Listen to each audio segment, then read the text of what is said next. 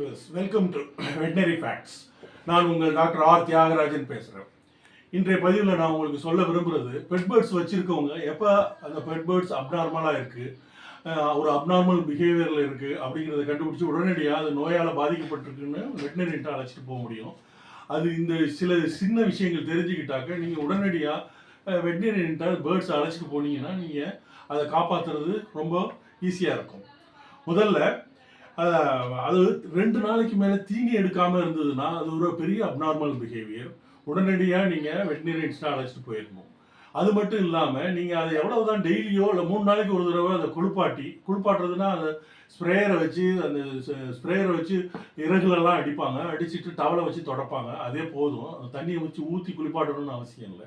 இப்படி டெய்லி பண்ணாலுமே இல்லை 3 நாளைக்கு ஒரு தடவை பண்ணியுமே அந்த இறகெல்லாம் சிலிர்த்த நிலைமையில் இருந்துச்சுன்னா அது ஏதோ அப்நார்மலாக இருக்குது, ஏதோ நோய் இருக்குது அப்படிங்கிறத நம்ம தெரிஞ்சுக்கலாம். அதனால் உடனடியாக இது மாதிரி கண்டிஷனில் வெட்டினரியன்ட்டாக அழைச்சிட்டு போகணும். அது மட்டும் இல்லாமல் அது தன்னோட அழகுனாலேயே தன்னோட ரெக்கையை கொத்தி எடுத்துக்குதுன்னாக்க அது ஒரு நாளைக்கு ஒரு தடவை 2 தடவை பண்ணால் அது நார்மல் விஷயம்.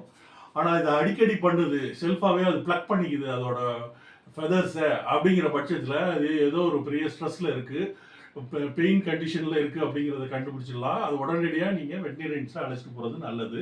இது மட்டும் இல்லாமல் ரொம்ப லூஸ் மோஷன் போகுது, நார்மலாக உருளையாக போகும், பிழுக்கைன்னு சொல்லுவோம். அதை பேர்ட்ஸோட பிழுக்கை வந்து ரொம்ப நார்மலாக உருளையாக போகும். அப்படி இல்லாமல் செமி சாலிடாக போகுது, இல்லை தண்ணியாக போகுது, அதில் சளி கலந்து வருது அப்படிங்கிற பட்சத்தில், அது மட்டும் இல்லாமல் துர்நாற்றமும் வருது, வீசுது அப்படின்னாக்கா நீங்கள் உடனடியாக உணவு பாதையில் ஏதோ பிரச்சனை, உடனடியாக நீங்கள் வெட்டினரியன்ஸை அழைச்சிட்டு போகிறது நல்லது. இது மட்டும் இல்லாமல் அதிகமாக நீர் எடுத்துக்குது, ஒரு நாளைக்கு 50 ml-லேருந்து 100 ml எடுக்கிறது சாதாரணம்.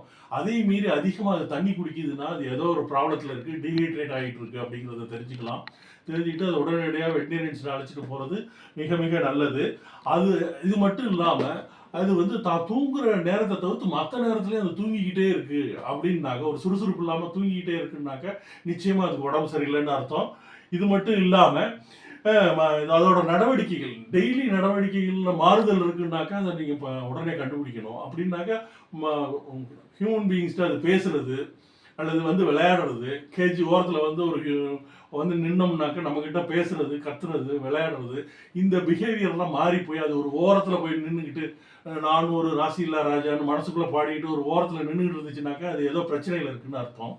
அது மட்டும் இல்லாமல் நீங்கள் இதை எப்படி கண்டுபிடிக்க முடியும் அப்படின்னு பார்த்தீங்கன்னாக்க, நீங்கள் டெய்லி பெட் பேர்ட்ஸ் வளர்க்குறீங்கன்னா 1/2 மணி நேரத்துலேருந்து 1 மணி நேரம் அது கூட நீங்கள் டைம் ஸ்பெண்ட் பண்ணணும்.